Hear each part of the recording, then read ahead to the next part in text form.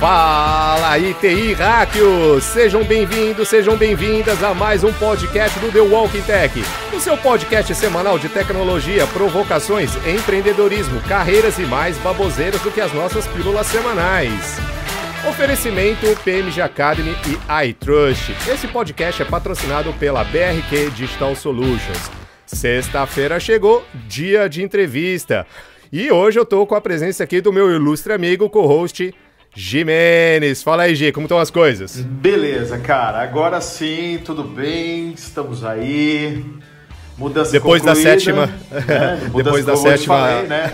Mudança concluída, revisão pós-implementação finalizada, mudança concluída com sucesso. Tamo aí. Tá certo.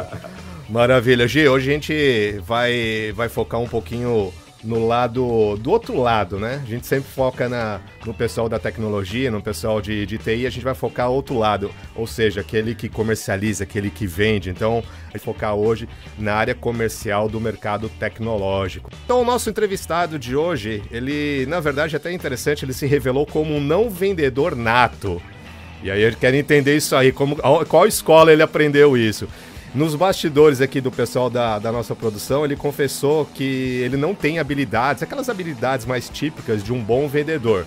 Que, na verdade, ele tem a simpatia, né? Tem a empatia, mas com a sua experiência adquirida aí ao longo dos 80, 90 anos de experiência na sua carreira profissional, ele consegue hoje transmitir credibilidade necessária aí para fazer grandes fechamentos, de grandes negócios, né? É o famoso negócios complexos, que é a especialidade dele. Por isso, ele se cerca aí de um time de vendedores simpáticos e empáticos, né, que tocam a bola para que ele possa chutar no gol. Então, o nosso entrevistado de hoje é pai de dois lindos jovens, o Gianluca e a Luíse, é de Pompeia, ali, interior, né, perto de Marília, apesar dele já ter morado na Pompeia, em São Paulo. Ele gosta de cinema, ele ama assistir romance, que eu acho que é mentira, que ele deve fazer isso só para agradar a esposa dele, Renata. Brincadeira, Renata. Mas no fundo ele prefere filmes policiais de aventura.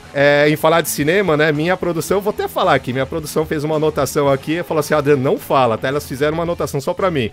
Mas em falar em cinema, minha produção fez uma nota aqui dizendo, olha, ele parece o Richard Gere. Só que não. Ele gosta de sair para dançar, inclusive, é forró, ele gosta de forró.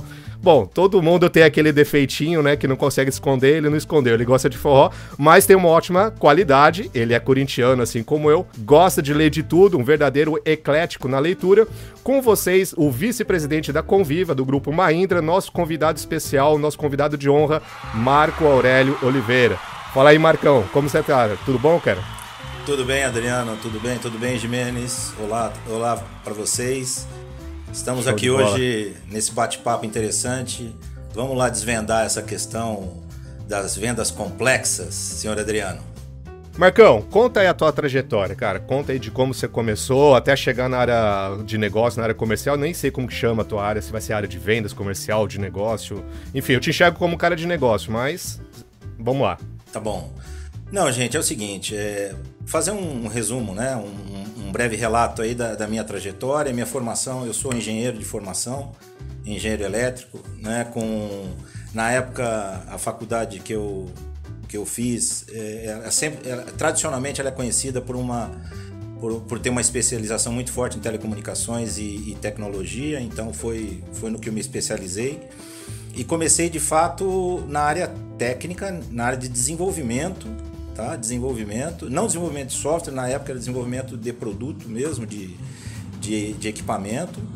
Eu estudei no sul de Minas, no Inatel, e me formei em 92. 92 eu fiz o estágio numa empresa lá em Campinas, na verdade em Paulínia, chamada Asga Microeletrônica.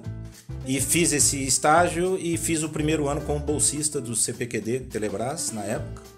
E justamente trabalhando com desenvolvimento de equipamentos. Eram equipamentos que... eram os primeiros equipamentos de transmissão a laser desenvolvidos no Brasil, tá? E fiquei nessa área basicamente nesses primeiros 2 anos só. Depois eu mudei para São Paulo e comecei de fato a minha carreira assim, digamos, no mercado, né? Eu comecei como supervisor de área técnica, então eu tinha uma equipe de instalação e implementação de PABX, na época, era um revendedor da Siemens na época. E esse cara que me contratou, que era o dono da empresa, ele me contratou obviamente para ser o responsável da área técnica, mas ele sempre me convidava para participar das reuniões de vendas. Ele tinha lá uma equipe de umas 10, um gerente de vendas e uns 8 a 10 vendedores, né, que respondiam para esse gerente. E as reuniões aconteciam semanalmente e eu participava, não entendia no começo porque que ele me convidava, mas de fato eu comecei a dar opinião numa coisa, no outra, num processo. E em determinado momento ele me chamou e falou: Marco, olha, se eu não tivesse meu gerente de vendas aqui, eu te passaria da área técnica para a área de vendas. E foi a primeira vez, até então, isso eu já estava com uns 24 anos, eu nunca tinha pensado em trabalhar na área de vendas. Jamais tinha pensado em trabalhar na área de vendas. Justamente por essa questão da empatia, da extroversão, né? Isso nunca foi meu forte de fato, né? Eu vim desenvolvendo um pouco essas habilidades ao longo do caminho. E quando ele me disse isso, qual é a imagem que eu tinha de vendedor? Eu acho que muita gente tem. O vendedor é aquele que fala pra caramba, aquele que, né, chega no ambiente e toma conta do ambiente, enfim, conta piada, é aquela pessoa envolvente, né? E obviamente que são características interessantes de qualquer pessoa, não só de um vendedor, né? Mas foi quando eu disse pra ele, falei, mas fulano, eu não tenho essas características, né? Ele falou, não, você tá errado. O bom vendedor é o vendedor que sabe escutar e falar na hora certa. E aquilo me tocou de alguma forma, tanto que eu já trabalhei com ele mais um tempo e comecei a buscar uma posição de vendas fora da empresa. E entrei na NEC, que era a empresa japonesa, né? Na NEC do Brasil, como engenheiro de vendas. Participei de um processo seletivo pesadíssimo na época, com aquelas, como é que fala? Dinâmicas de grupo e etc. Eram 60 engenheiros participando do processo para uma vaga. E eu cheguei ao final, passei em todos os processos e no finalzinho ficamos uma engenheira e eu. E depois eu acabei ganhando a vaga, fui contratado, comecei a trabalhar na NEC e esse gerente, foi meu primeiro gerente lá, me chamou e falou, olha, foi por pouco que eu te escolhi. Desde as primeiras entrevistas eu tinha você na minha cabeça. No dia que eu ia tomar a decisão, chegou uma pessoa, um gerente de uma outra área da NEC e falou, olha, a fulana é minha sobrinha, que está no processo contigo lá, então eu gostaria que você escolhesse ela. Nossa. E ele falou, Marco, você imagina, eu não te conhecia, eu tinha só o meu feeling, minha percepção, e eu também gostei da menina, senão eu não estaria na final. E no dia que eu ia tomar a decisão, vem o tio dela, que era um companheiro de trabalho, que ele não conhecia, era de uma outra área, e me deu aquela indicação. Então, assim, tinha tudo para eu decidir por ela. Óbvio, vocês eram muito iguais na experiência, e ela eu tinha indicação, né? E ele fala, então não me pergunte por que eu escolhi você, mas enfim, escolhi, enfim. E aí a coisa começou, e foi quando eu efetivamente entrei na área de vendas. E comecei a fazer muito treinamento, que esse é um destaque que eu quero dar, cara, que eu acho interessante, né? A gente falando de tecnologia, as empresas hoje querem muitos profissionais prontos, né? Muito profissional pronto. E a NEC foi uma escola para mim, no sentido da palavra, né? Aprendi muito, deram muito treinamento, não só treinamento técnico que eu tive, óbvio, de produto, né? Das soluções e tudo isso, mas tive soft muito skill. Cara, tive treinamento de oratória, liderança, tive treinamento de português. Por quê? Para saber escrever um e-mail corporativo. Então eu tinha um professor de português, porque naquela época, ainda acho que hoje talvez seja pior, engenheiro saía da faculdade sem saber escrever direito. Essa era uma realidade. E a NEC me deu toda essa base. E logo na sequência, eu assumi uma equipe de vendas, que era realmente uma equipe de venda direta, venda de rua. O pessoal, eu estava ali com 24, 25 anos, e o pessoal tinha 40, 45, com muita experiência. E eu assumi essa equipe, virei o gerente de vendas para essa equipe, porque o diretorzão lá me chamou, falou, você tem potencial, você vai assumir essa equipe? Eu falei, meu Deus, e agora? Como é que esse pessoal vai me receber, né? Um engenheiro recém-formado, né? E me respeitar. É. E de verdade, eu tinha zero experiência de venda de rua, eu estava tendo treinamento, mas de experiência prática, muito pouco, né? E aí, mas a gente encontrou um caminho interessante, porque como eu tive muito treinamento técnico, muito treinamento de produto, eu ajudava muito os vendedores a vender quando o discurso caiu um pouco para o lado técnico. Então, a partir do momento que eles começaram a sentir que eu podia agregar valor e ajudar a venda, eu acabei sendo bem aceito. E em contrapartida, eles me ensinavam todas as técnicas, todas as manhas de vendas que nenhum curso ensina. Tá? E já eu falo de uma aqui que essa história eu acho fantástica. E aí, ok, então foi um ganha-ganha. Então a gente fez foram 2-3 anos maravilhosos de trabalho. Eu cresci muito, aprendi muita coisa na prática e continuava fazendo os treinamentos que são importantes, que a gente sabe disso. Então tem um caso que eu gosto de contar, porque eu acho esse fantástico e serve para todos os vendedores que estão começando. Eu lá aprendo todas as técnicas de venda e tudo isso, e aí eu fui com um dos vendedores mais empáticos e mais inteligentes que eu já trabalhei. Nós fomos num cliente no centro da cidade, chegamos lá e eu me lembro, fomos recebidos pela secretária na recepção, logo depois o dono da empresa nos atendeu, era uma empresa que prestava serviço de cobrança, se eu não me engano. Aí esse cara começou a falar o que ele precisava e o vendedor foi interagindo com ele e eu só observando, né? O vendedor interagindo com ele e disse assim, não, eu quero...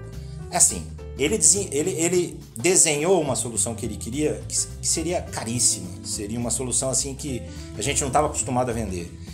E eu fiquei empolgadíssimo, óbvio, que eu olhei e falei, nossa, vamos vender um projetaço aqui, e eu nem acreditava. Saímos da empresa e fomos embora, o vendedor... e aí, gostou da reunião? Eu super empolgado. Ele me chamava de bacana, tá?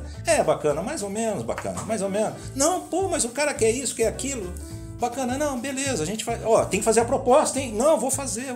Bom, voltamos, fomos para outros clientes e tal. Passou uma semana, eu falei, e aí?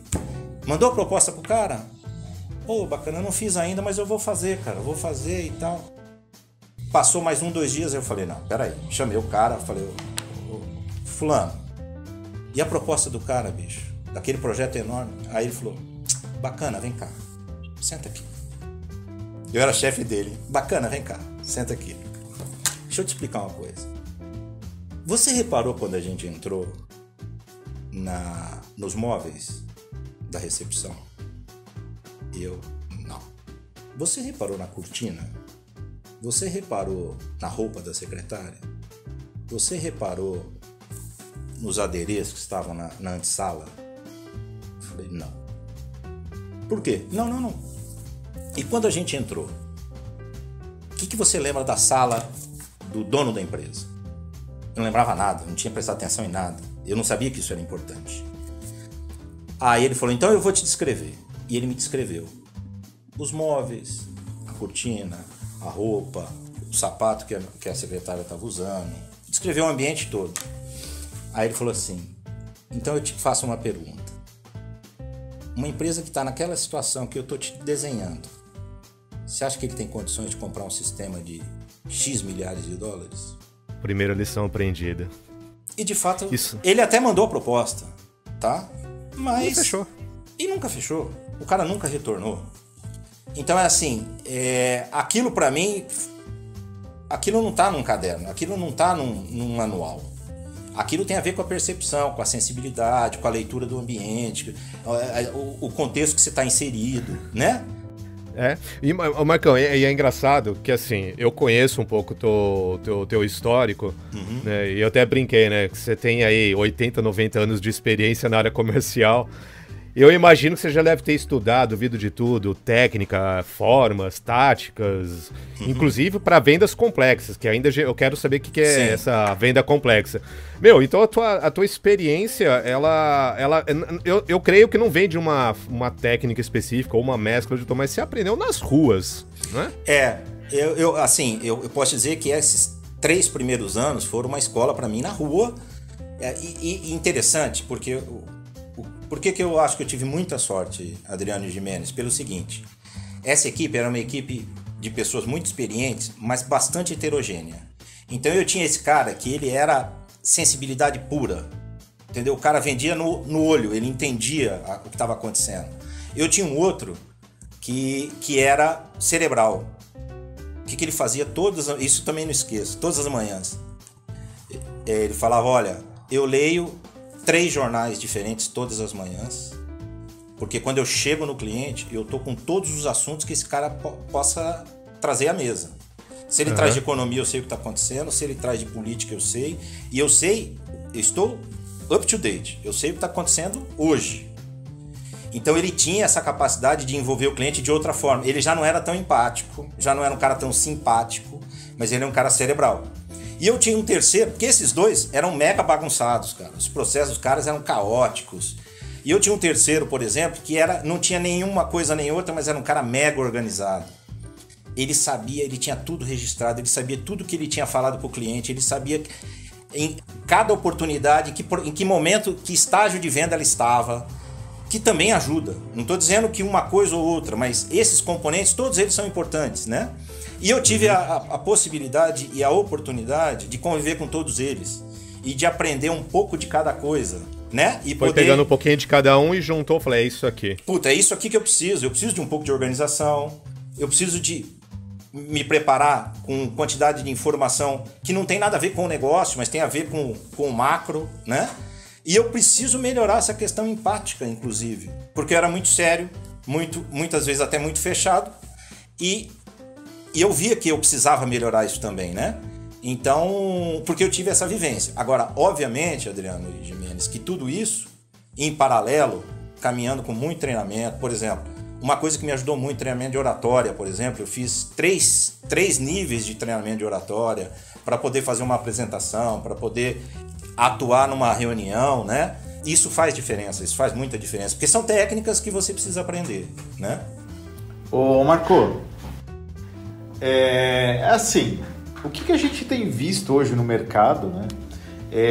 Existem várias ferramentas hoje para ajudar o vendedor a vender.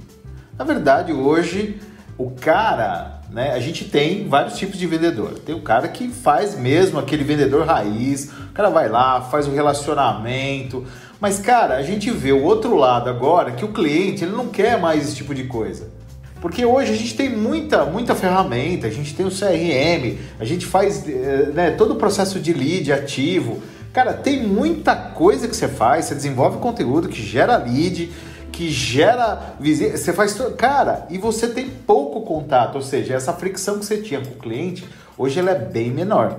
Cara, como é que, na tua visão, para quem está começando agora, quem é o vendedor raiz, que nem você, no caso, né? Cara, como é que fica essa mudança aí de mindset, Marcão? Cara, é uma mudança gigantesca, Gimenez, você tem razão. E assim, a gente precisa ir longe. Começou a pandemia. Acabou o contato com o cliente. Acabou, cara. Acabou a reunião, acabou tudo. E aí? Né? E aí? Então, assim... por exemplo, quando eu comecei, não existiam os sistemas eletrônicos que existem hoje de compras, por exemplo. Hoje você tem plataformas de compras que você não vê nem a cara do comprador. Você não vê. Você põe lá a proposta e vai lá, não, tá em negociação. Você vê o status, né? Você vê o status da sua proposta andando lá, enfim. É isso. Quando isso não vai para um leilão. Isso. Né? Que aí é pior ainda. Que aí fica aquela loucura de queima disso, queima de preço para cá, para lá. Então, cara, eu te diria o seguinte. Eu te diria que pro vendedor old school, digamos assim, que é de onde eu venho... A pandemia trouxe um impacto gigantesco, porque a gente, para se adaptar, cara, assim, eu falo com, né, o pessoal da minha geração que trabalha comigo ou trabalha em outras empresas, o cara fala, cara, eu não consigo convencer o cara por vídeo, por exemplo, né, igual nós estamos aqui. Pode parecer a mesma coisa, mas não é. Quando você está na sala, até a respiração do cara faz a diferença. Um gesto com o pé, que você não está vendo meu pé, faz a diferença. Agora, eu também acho o seguinte, realmente, tem toda essa dificuldade, pra gente foi difícil se adaptar, a gente teve que mudar muita coisa, que ressignificar muita coisa, de fato, né? Quão importante é o face-to-face, o olho no olho? Pra nossa geração continua sendo importante, mas pra geração mais nova já não é tanto. Por quê? Porque eles já nasceram digitais, já nasceram no momento de chat, de mensagem. Se você vê hoje, eles preferem muitas vezes mandar um WhatsApp do que ligar, ou do que falar olho no olho, né? Então, ao mesmo tempo que o processo de compras está mudando, do lado de cá você teria um comprador, né? Dentro desse processo, e aqui você tem um vendedor, Então o vendedor vai ter que mudar, mas o comprador está mudando também. Porque o comprador vai vir de outra geração, que vai querer tudo via chat, que vai querer tudo via plataforma, né? Então acho que isso ainda vai mudar muito, Gimenez, vai mudar muito. Agora, enquanto a gente está aí, né? E a gente ainda está aí por mais um tempo, ainda acho que nada substitui o olho no olho. E por quê? Até porque isso é uma característica que me ajuda, tá? E aí eu quero emendar com aquilo que eu falei lá, que é, apesar de não ter muito essa característica de extroversão e empatia, uma característica que eu sempre tive e despertei nas pessoas, isso não sou eu que estou dizendo, são as pessoas que dizem, é a questão de credibilidade. Ou seja, os meus clientes, quando estão comigo, dizem: não, Marcos, se você está falando, eu sei que vai acontecer. Não, se você falou, ok. Não, Marcos, se você está aí, eu acredito, né? Então, como demonstrar credibilidade através de um sistema eletrônico onde ninguém vê ninguém interage diretamente com ninguém? É uma questão difícil de responder, Gimenez. Eu não sei te responder hoje ainda. Mas está mudando e vai mudar muito mais. Marcão, quero fazer uma pergunta. Você é um especialista em vendas complexas.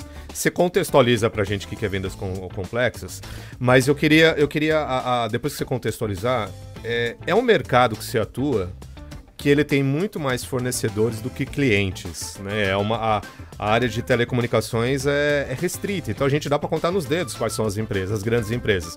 E eu sei que o Marcos, ele tá dentro, o Marcão tá dentro de todas essas empresas, né? Todo mundo conhece essas empresas. Como que é trabalhar no mercado onde tem poucos clientes, muitos fornecedores? Como que o marco... Tudo bem, não vai me falar que é credibilidade, que a gente já entende que é um marco, mas tem a empresa por trás, né? O marco, ele sabe se vender, mas você precisa vender a empresa da qual você tá para poder entregar o serviço para uma Oi, para uma Nextel, para uma Siemens, seja lá o que for a empresa. Como fidelizar? Como conseguir o cara escolher? É a grande pergunta. O cliente, ele escolhe o marco ou escolhe a empresa? Depois eu vou emendar com uma outra pergunta para uma área comercial com um projeto menos complexo. Tá. Mas qual é a escolha do cliente? É pelo marco ou pela empresa? A decisão final, Adriano e Gimenez, a decisão final, ela é sempre emocional, porque é uma decisão humana. A não ser esses leilões eletrônicos que o robô decide, que também uma hora vai ter emoção, né? Mas por enquanto... numa relação de venda, compra e venda com pessoas diretamente envolvidas, a decisão final ela acaba sendo emocional. O que normalmente a pessoa faz? Ele reúne todas as características que são interessantes para suportar a decisão emocional que ele vai tomar, né? Então, aí eu te diria o seguinte, Adriano, no segmento que eu trabalho, com vendas complexas, como você disse, a decisão ela passa pela dupla, marco, companhia, marco. Nunca uma coisa dissociada da outra, tá? Por quê? Porque sabe que, como são projetos complexos, grandes, de longo prazo, não adianta só o marco. Tem que ter uma estrutura, que é a companhia, que vai suportar toda a implementação, evolução, roadmap de produto, etc, etc. Né? Tem uma empresa que tem um produto foda, mas você bate no peito e fala assim, vai ser entregue. É isso que vocês precisam. É isso. É por aí, né? A gente até falou de questão de credibilidade, não se vende só com isso. Na verdade, a venda é um processo, né? É um processo. Tem um amigo meu que tira até o saio e fala assim, não, lê o manual lá, como é que você inicia uma venda, como é que cospe o PO na ponta. Não existe isso. Mas a venda é um processo. Você tem etapas que elas têm que acontecer. Você pode tentar encurtar a etapa, mas ela não desaparece, né? Dentro do processo de vendas complexas. Só para pontuar, fazer uma comparação rápida, uma analogia até muito simplista de uma venda complexa, de uma venda de impacto, como a gente fala. Lembra do vendedor de Barça, que batia lá na sua casa para vender a enciclopédia? Aquilo é uma venda de impacto. E por que ela é uma venda não complexa? Para eu chegar na complexa. Por quê? Porque ele tem um produto simples, não é que é simples o produto, é que ele tem, facilmente ele te mostra os benefícios. Olha, você pega, é palpável, a capa, o conteúdo, a qualidade da imagem, e isso em 5 minutos ele te mostra, né?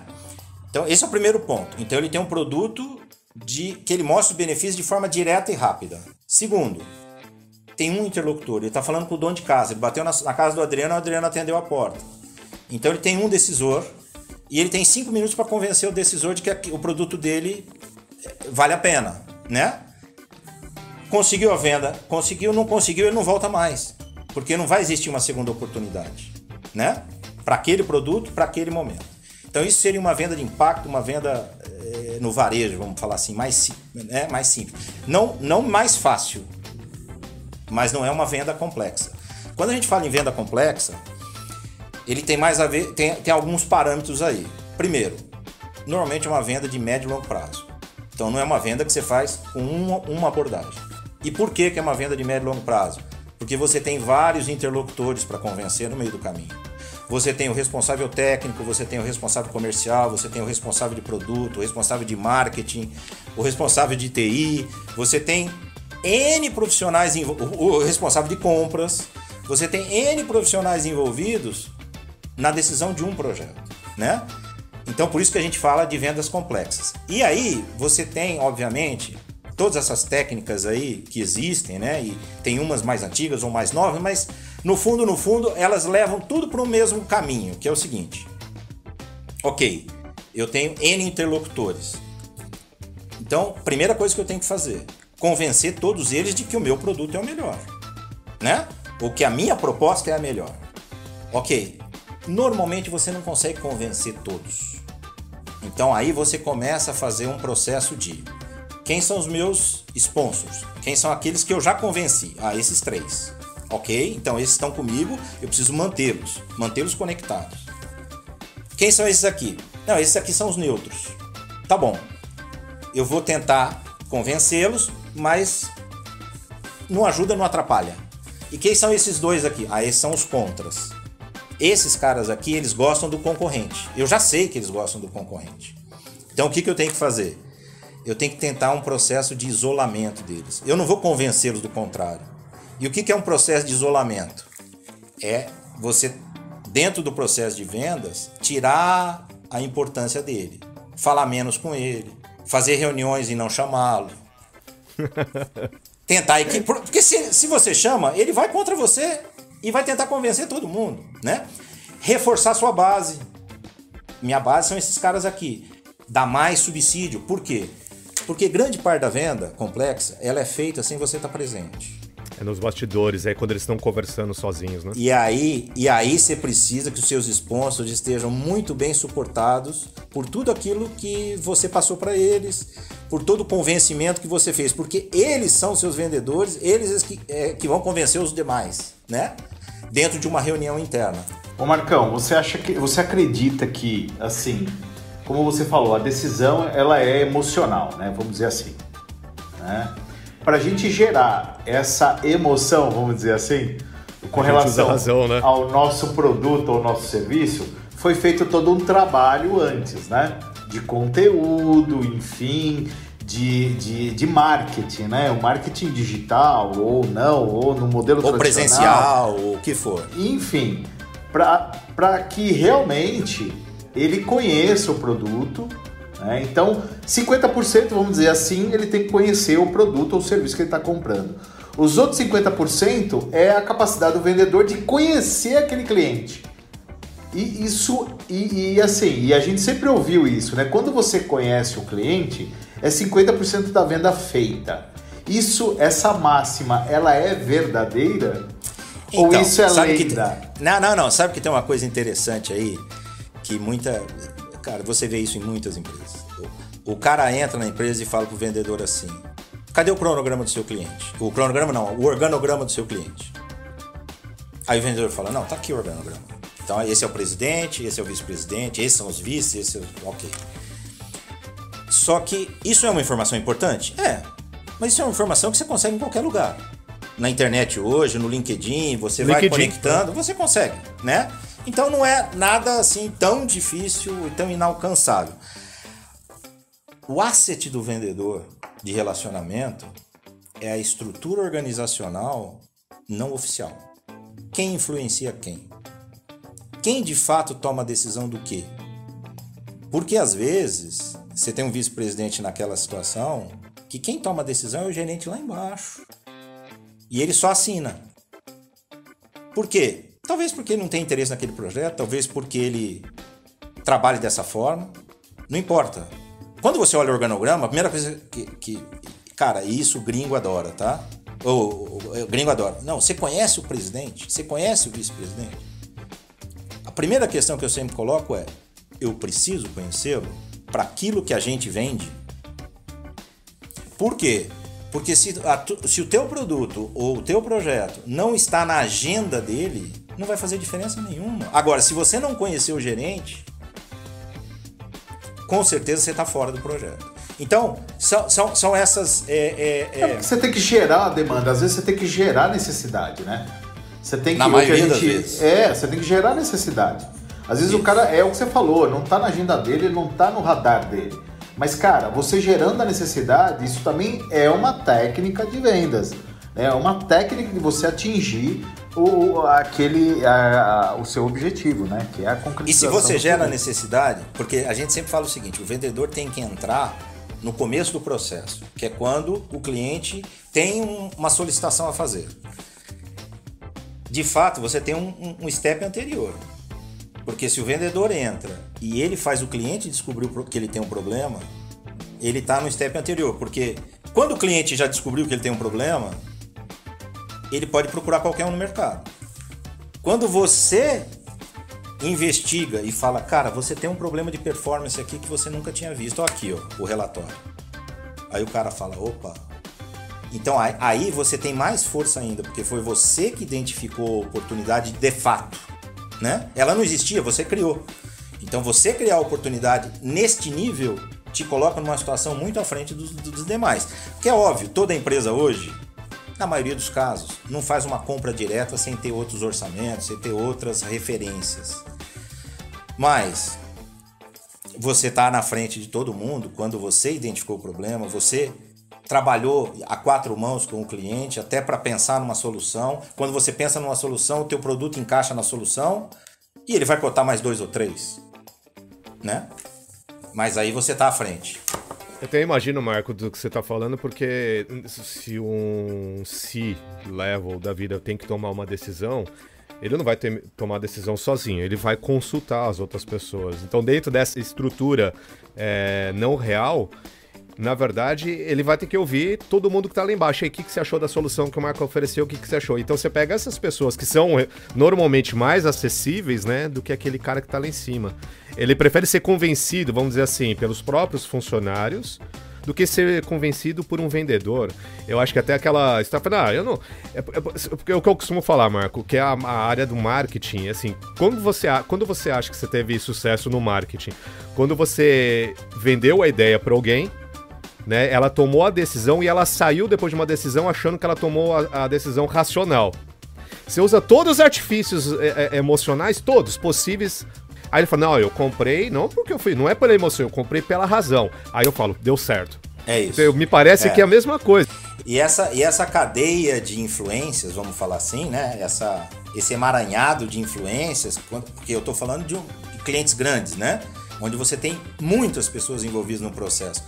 Isso, às vezes, não tem nada a ver com o organograma da empresa, tá? Às vezes, esse cara que tá aqui de tecnologia, ele ouve um cara lá da área, sei lá, da área financeira, que o cara, ele respeita o cara pelas opiniões racionais que o cara tem, né? E aí, ele se consulta lá, e não necessariamente na estrutura dele, enfim. Então, o bom cara de venda, de relacionamento, de vendas complexas, tem que entender essa estrutura organizacional não oficial. Entendi.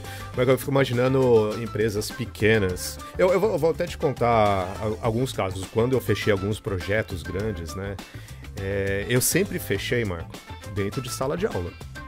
Em consultoria, né? Projetos de consultoria. Para mim é um projeto complexo, porque ele leva meses para fechar, porque não é um projeto que Que nem um treinamento, que o tempo aí é uma semana, um mês, já tá fechado. Não, um projeto que leva meses, né? De convencimento interno. Então, eu creio também que isso seria uma característica de um projeto complexo. Mas, normalmente, eu sei que você não vende serviço especificamente. Você vende uma solução onde envolve tudo, tecnologia, tudo. Porque eu ouço muito, mas, Marco, muitas vezes, que quem vende é o consultor. Mas eu ouço demais, cara, principalmente na área de consultoria, na área de processo, governança, tudo, que não precisa ter um comercial, que você precisa ter um bom consultor. Então assim, por que eu vendo bons projetos? Porque eu sou um vendedor nato, eu vou lá, dou um treinamento, aí quem tiver lá, tem um diretor lá aqui na sala de treinamento que ele acaba me chamando para vender um projeto. Isso aconteceu várias vezes. Para uma empresa que é pequena, não tem a capacidade de contratar o Marco, não tem a capacidade de construir um departamento comercial. Um consultor, ele teria esse papel, ele conseguiria? Ou tá fadado meio, não vai dar certo? Acho que o consultor é uma saída boa para quem vende consultoria. Eu acho uma saída boa, sim. Porque a forma de venda é diferente, né, Adriano? É muito mais uma discussão de entrar dentro do processo do cliente, identificar problemas dentro do processo dele e propor soluções, né? De alteração de processo, de separação de processos, enfim, para melhorar essa performance, né? Então, aí sim, eu acho que o consultor cabe. Agora, naquilo que a gente faz aqui, e isso a gente já teve discussões no passado, né? O vendedor tem que ser mais técnico, ele tem que ser um cara muito técnico, conhecer muito da solução, o vendedor tem que ser mais de relacionamento. Assim, é minha opinião, tá? Minha opinião. Mas no teu caso, no caso que você trabalha hoje, você tem que conhecer pra caramba da solução, ou não? Não.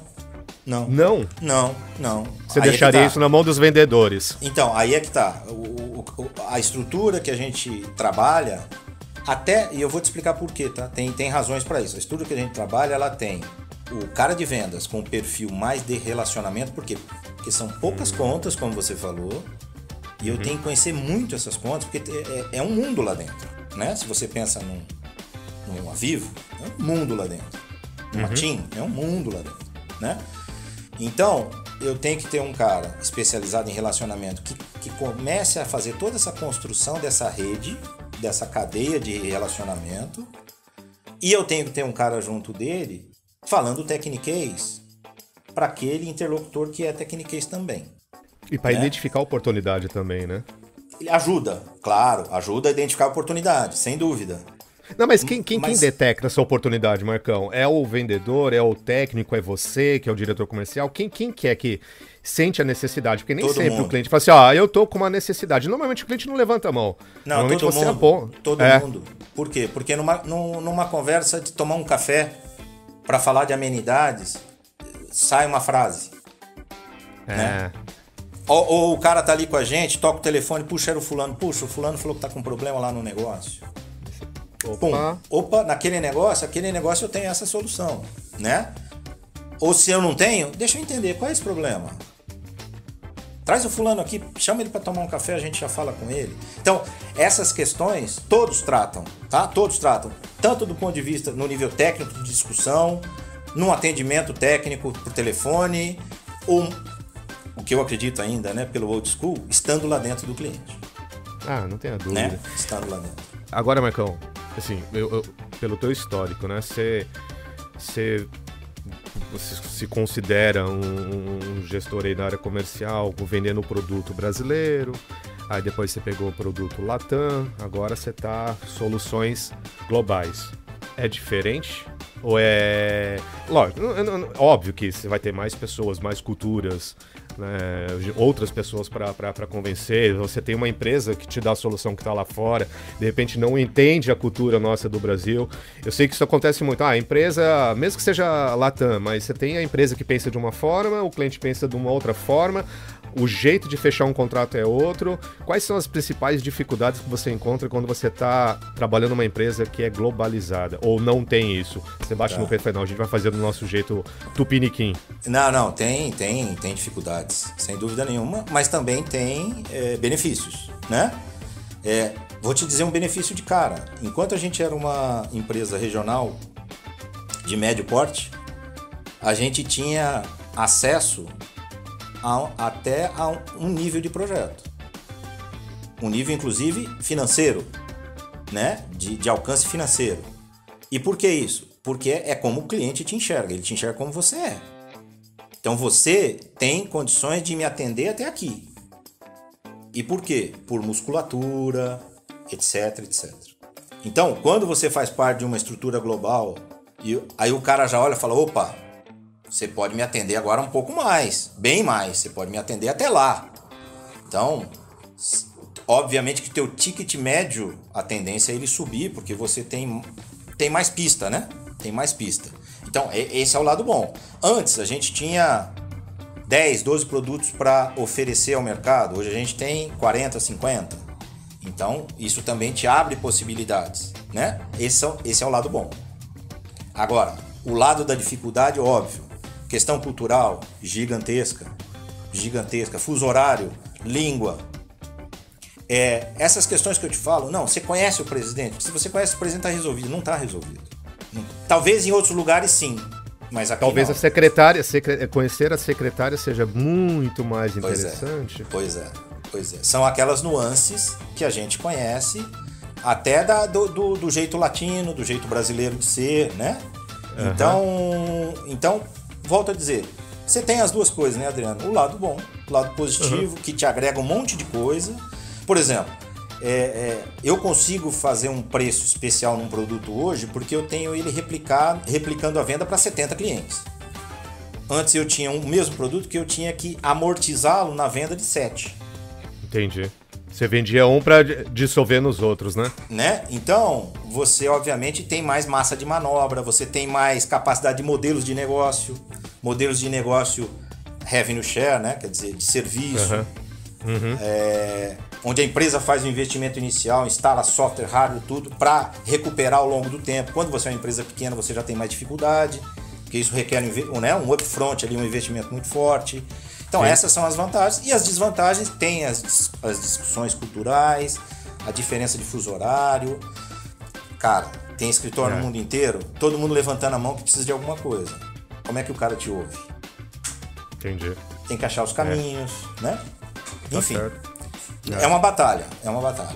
E você falando, eu fiquei imaginando, né? Porque a gente aprende nos livros, principalmente pro B2C, né? Não pra B2B, o famoso funil de vendas, né? Então a gente tem aquele visitante, aí pô, no mundo digital, né? Você tem um visitante, você tem que transformar em lead, aí lead abre uma oportunidade, aí tem a oportunidade, joga na mão do vendedor, aí tem o fechamento. Cara, não tem essa porra num projeto complexo, né? Você acaba encortando, não tem essa ordem, né?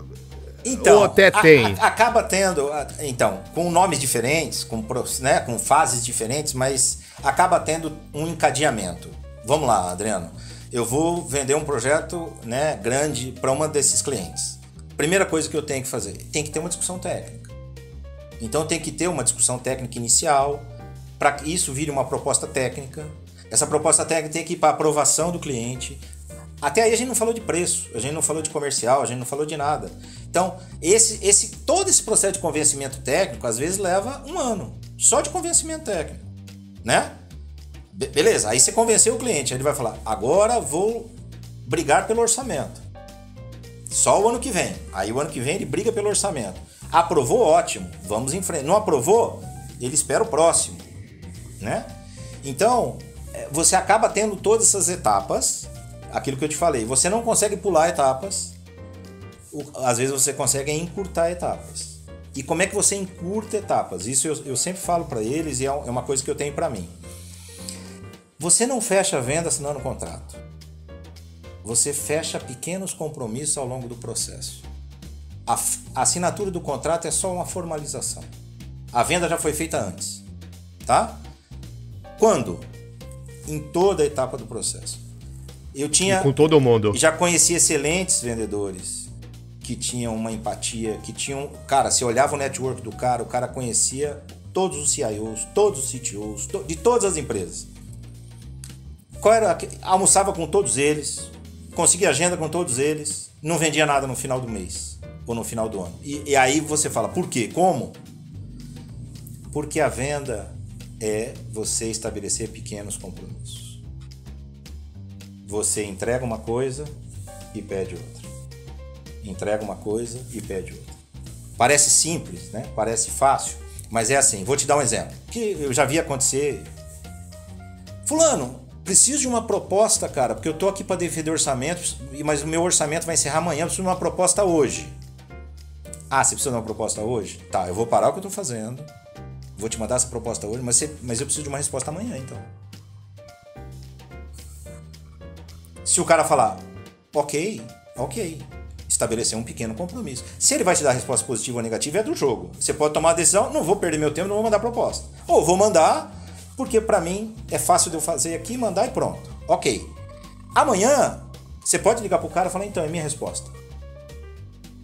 Porque o que eu já vi acontecer te deu abertura pra isso, ele né? deu abertura. E ele tem que verbalizar, hein? Não é você falar. Não, ok, pode me ligar. Posso te ligar? Ok, pode me ligar. Por quê? Porque ele estabeleceu um compromisso com você. E isso, cara, vale para todo o processo. Porque ao longo do caminho, o cara te pede um monte de coisa. Coisas que importam e coisas que não importam. Se você não estabelece esse compromisso, sabe o que acontece? O cara te pede a proposta e nunca mais te responde. Você não disse para ele que precisava da resposta. Ah, é óbvio, Adriano, que ele precisa responder. Tá, mas o óbvio tem que ser dito, cara. São os pequenos compromissos. E quando é aquela situação que você sabe que o cliente está pedindo uma proposta só para fazer comparação de preço, você sabe que está ali só fazendo, você vale a pena fazer para manter ali? Eu falo, eu não vou ficar participando, sendo que está com as cartas marcadas já, porque isso acontece principalmente na área de treinamento, porque é um commodity, vamos dizer assim. Então ele precisa de preço. Então você já sabe. Sim, quando isso acontece, por exemplo, eu sei que eu estou sendo usado, e a gente sabe quando, né? Quando você está sendo usado, eu jogo o preço lá embaixo. No mínimo vai dar uma confusão. Alguém vai falar, caramba, mas custa 10, o cara tá botando 1. Chama o Marco pra conversar. Né? Chama o Marco pra conversar. Pode até revirar o jogo, né? Vai me chamar pra conversar? Então, mas o escopo não é bem esse. O escopo é aquele, veja, tá faltando aquilo. Você não me falou, você não me detalhou. Precisamos sentar, precisamos detalhar. O 1 vira 3, vira 4, vira 5. Aí já não é 1 para 10, é 5 para 10. Né? Mas pelo menos você abriu um canal. Agora, muitas das vezes eu não faço nada, não mando nada, porque às vezes você não tem tempo também de ficar fazendo esse jogo, porque você tá com foco em outras coisas, né? É muito do feeling ali do momento, viu, Adriano? Muito do feeling. Imagino. Ô Marcos, você sabe que às vezes eu fico pensando que com um projeto desse, como você falou, ele leva meses, né? De repente até anos para fechar. Você coloca a tua equipe técnica lá dentro, né, para fazer um levantamento, para fazer uma análise, né, para poder fazer uma proposta. É por isso que o pessoal insiste muito, né, que a equipe de TI, o desenvolvedor, o analista de negócio, o analista de requisitos, ele teria que ter uma pegada de vendas, né? Ele tem que sentir que tem oportunidade. Se sente falta nisso na galera de TI, porque você sabe que a galera de TI é bitolador, né? Ali no código é codar, acabou. Então, você sente falta disso? Sinto. Eu acho que essa é uma questão interessante de abordar, e até o pessoal que vai ouvir, né, esse bate-papo nosso, porque assim, o profissional só cresce se ele agregar outras coisas também, né? Então o profissional de TI, que hoje já é um profissional valorizado, se ele consegue entregar um pouquinho mais, né, com outros skills, cara, é natural que a carreira dele vai se destacar em relação a outros, né? Quando o cara consegue esse mix, Adriano, ele vai longe. Ele vai longe. Deslanche. Mas, normalmente, o pessoal não abre o olho para isso. Por quê? E aí eu vou te falar. Tem muito do paradigma de que vendedor é o cara que só almoça com o cliente e não faz nada. Ainda muita gente acha que o vendedor é aquele ser dispensável, porque ele é só o falastrão, ou o fanfarrão, ou etc, né? Ainda tem muito... Por isso que o pessoal muda o nome, né? Não sou vendedor, eu sou executivo de negócios. Não, eu sou sales, não sei o quê. Não, eu sou... né? E ninguém Parece fala, que é vergonha. Vendedor. Não é? Parece que é vergonha. É vergonha então, falar, né? Por isso. Não é honroso o cargo, a profissão. E sabe o que é interessante? Muitas vezes que a gente faz isso muitas vezes. Pega um cara de TI e fala, vem comigo, só para você ver como é que é uma reunião com o cliente de vendas. E às vezes o cara sai e fala, nossa, mas eu não imaginava que era assim. Nossa, mas o cara tirou coisas ali que a gente não esperava. é uma coisa... ao mesmo tempo que ela é dinâmica, ela também gera um certo temor. Por quê? Porque é muito incerto o que vai acontecer. Você não planeja tudo que vai acontecer numa reunião dela. Muito pelo contrário, a gente brinca, né? A gente planeja, mas chega lá e acontece tudo diferente. Por quê? E você tem que estar preparado para isso, né? E o cara da tecnologia, ele tem dificuldade de se adaptar tão... né? Naquele segundo, sem ele ir lá ler o manual antes, né? Então, mas é uma coisa interessante, cara, que agrega muito quando o cara tem essa visão, quando o cara percebe que pode ser interessante para ele e para o ambiente que ele trabalha, ele participar do processo de vendas, né? E como minimizar aquele problema? Você vende a solução, aí quando cai no colo da TI e fala, porra, não era isso. Cara, isso a gente não sabe, isso a gente não tem. Porque assim, a gente não quer perder a venda. Mas depois que fecha, quem segura a bucha, agora eu vou falar, sou eu, né? Porque eu já tive do outro lado também. E aí, como minimiza esse troço? Cara, aí assim, tem empresas que investem muito em processo e aí ingessam a área de vendas, como ingesta todo mundo, né? Porque aí você... É igual o amigo meu lá que fala entra burro e sai linguiça, né? O moedor, fazedor de linguiça, entra burro e sai linguiça, entra burro e sai linguiça. Não dá para sair outra coisa. Porque você engessou o processo, né? Essa é uma forma de você garantir que o que está sendo vendido vai ser entregue, só que você reduz o seu horizonte, muito o seu horizonte de atuação. Né? Eu continuo acreditando que as pessoas aí fazem a diferença. Então, o que a gente faz? Traz a área técnica cada vez mais perto. Participa comigo. Vem aqui comigo, vê. Porque muitas vezes o que acontece é, né? Por que você aceitou isso? Isso é inaceitável. Tá, então vamos lá. Vamos lá e ouve comigo. Vamos ouvir o que o cliente está dizendo? Vamos ver se é tão inaceitável assim? Vamos entender a necessidade dele, né? E a gente muitas vezes fez isso, cara. E isso traz uma harmonia bacana. Porque também a área de TI, a área de tecnologia, passa a ser responsável por aquilo que está sendo dito, né? E compromissado na ponta, né? Eu acredito muito nisso. Agora eu vou falar uma coisa, os nossos ouvintes vão entender o que eu estou falando, que é o pessoal de tecnologia, mas a gente está num movimento, Marco, constante, e tanto em metodologia ágil, métodos ágeis, na parte de gestão, processo, projeto, a gente está cada vez mais falando sobre cocriação, de criação de valor para o cliente. Então assim, nós estamos fazendo o nosso dever de casa dizendo, senta do lado, levanta a bundinha, senta do lado do teu cliente, da área comercial, da área que vende. Então assim, a gente está fazendo o nosso trabalho, mas realmente é difícil, é tentar quebrar um legado que já carrega aí durante anos. Show de bola. Marcão, a gente tá chegando no finalzinho aqui, o pessoal já tá limpando o boteco, a cerveja já tá acabando. Marco, eu queria, para poder encerrar, para poder finalizar, eu queria que você deixasse aquele recado para a galera de TI, de tecnologia, telecomunicações, que tem aquela vontade de colocar o pezinho na área de vendas, quer empreender, lançar um software no mercado, até standalone, aí sozinho, vou sair da empresa e tal. Se você for pensar, foi o meu caso, né? Eu sempre tive vontade de empreender, de fazer a coisa acontecer, mas eu sempre esbarrava na venda, de chegar, como que vender, como fazer isso. Que dica você daria para essa pessoa que tá a fim de... Falou, eu quero ir. Tanto, Marco, que na época, quando eu tive essa vontade, eu fui fazer um MBA. Achei que o MBA me dá a possibilidade de ser o gestor foda, abrir empresa, ficar milionário. Não, me faltou a qualificação essencial, que é a empatia, vender, ter essa pegada. Mas que dica que você daria para o profissional de TI que quer sair? A mesma coisa que aconteceu com você. Qual é a dica que você daria pro Marco de 20, 30 anos atrás? Primeira coisa, se a gente pensar num caminho no mundo corporativo e não ainda em empreender, não deixa de ser empreender, mas empreender dentro do mundo corporativo, dentro da empresa que você trabalha. Sim.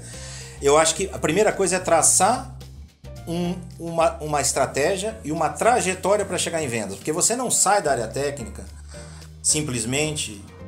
tira uma roupa e põe a outra e fala, agora eu sou de vendas, né? E qual é a grande questão onde muita gente se queima? Tenta fazer essa transição radical, só que a hora que você chega em vendas, você tem uma meta que você tem que cumprir em 3 meses. E se não cumpriu, tem muitas empresas que demitem com 3 meses. Que eu sou contra, mas isso acontece. Muito, tá? Muito. A meta é boa ou ruim, Marco? Não, a meta é boa.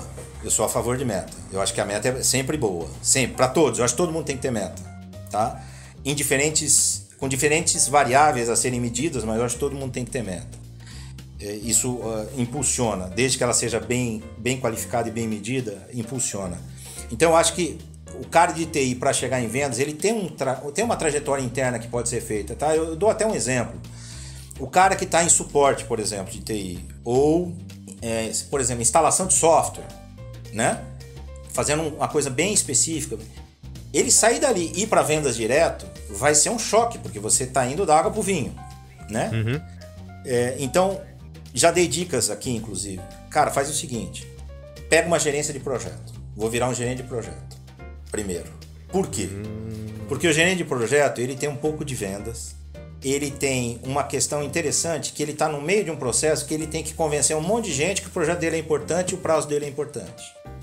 Então ali ele já começa a exercitar o poder de convencimento, o poder de influência, o poder de concatenar interesses, né? Comunicação, oratória, etc. Então, para mim, pode ser uma trajetória interessante, passando pela gerência de projeto para depois chegar numa pré-venda, por exemplo, e já em vendas. Então eu acho esse um caminho interessante dentro de uma corporação, né? E não, eu quero ser vendedor, vou ser vendedor amanhã, cara, que salvo raras exceções, vai quebrar a cara, né? E para empreender, cara, aí eu acho que também tem um pouco da quebra de paradigmas, né? De que vendas é fácil ou que vendas é impossível. Porque normalmente tem essa distância. E por que eu falo? Porque eu nunca me senti vendedor e virei um bom vendedor, vamos falar assim, né? Por quê? Porque, primeiro, eu defini e trabalhei um estilo que é meu. Eu não poderia copiar aquele cara que era o mais empático da minha equipe, porque eu nunca vou ser tão empático quanto ele, porque aquilo é nato. E é por isso que eu não acho que eu seja um vendedor nato. Tá aí o motivo, né? Tá aí o motivo. Você não nasceu vendedor, você foi se construindo. Eu fui me construindo. Com as técnicas dos treinamentos, com as técnicas de rua e com relacionamento também. Uma conversa de boteco é muito boa, Adriano, para você exercitar um monte de coisa. Para você exercitar o ouvido, aprender a ouvir o outro, né? Então, eu acho que na questão do empreendedor, né, de tecnologia que vai ter que se deparar com venda, como você falou, eu acho que essa quebra de paradigma que é impossível. Não, eu sou um cara muito técnico. Não, é possível. Mas você tem que ressignificar algumas coisas, né? Aquilo que você fala, e é verdade, o cara de tecnologia, o que é mais importante? A decisão técnica que ele tomou lá, do caminho A ao caminho B. Já em vendas, talvez aquilo não seja o mais importante. Aquilo não pode atrapalhá-lo a fechar o negócio. Então ele tem que ressignificar qual é o peso da solução técnica dentro de para ganhar ou perder aquela oportunidade. E esse balance ele tem que achar. E não é fácil, porque é um conflito interno, né? Entre o técnico e o vendedor. É você conversar e chegar a um consenso, né? Mas eu acho que é um pouco por aí. Quebrar o paradigma de que é impossível. Não é impossível e também não é fácil. Marcão, sensacional. Muito, muito, muito obrigado por esse papo super agradável. Gostaria de agradecer aí o teu tempo. Eu sei que ser vice-presidente de uma mega empresa, uma empresa mundial, não é fácil. Queria agradecer demais de coração o teu tempo, o carinho aí para estar participando aqui no The Walking Tech. Quiser deixar um recado final, agradeço também. Eu te agradeço, Adriano, agradeço a oportunidade. Realmente um papo muito interessante. Se quiser o fase 2 a gente vem, fase 3, quando quiserem, tá? Eu estou à disposição, bem bacana mesmo. E assim, gente, eu acho que, como recado, a pandemia veio aí para ressignificar um monte de coisa, a gente tem que olhar para isso com cuidado e valorizar as pessoas, né? A tecnologia é muito importante, a tecnologia transforma, mas as pessoas ainda têm que estar à frente dela, né? O olho no olho, a família, e quando eu digo a família não são essas coisas que falam por aí não, tá? Eu digo valorizar o outro, né? Valorizar o outro. As pessoas são importantes, o ser humano, de forma geral. É isso. Maravilha. Obrigado, Marcão. Bom, não esqueçam de curtir os vídeos, o podcast completo da entrevista nas redes sociais, no YouTube, no Instagram e no próprio site, né, thewalkingtech.com. Lembrando que toda sexta-feira tem episódio novo, tem entrevista nova, tem pílula nova. E se você acha que essa entrevista foi show de bola, da forma que eu achei, divulgue e compartilhe com os seus colegas, seus amiguinhos. Obrigado por nos ouvir até aqui. Meu nome é Adriano Martins. Eu sou o Luiz Gimenez, vida longa e próspera. Até o próximo episódio do podcast semanal do The Walking Tech, patrocinado pela PMG Academy. Falou, TI Hackers!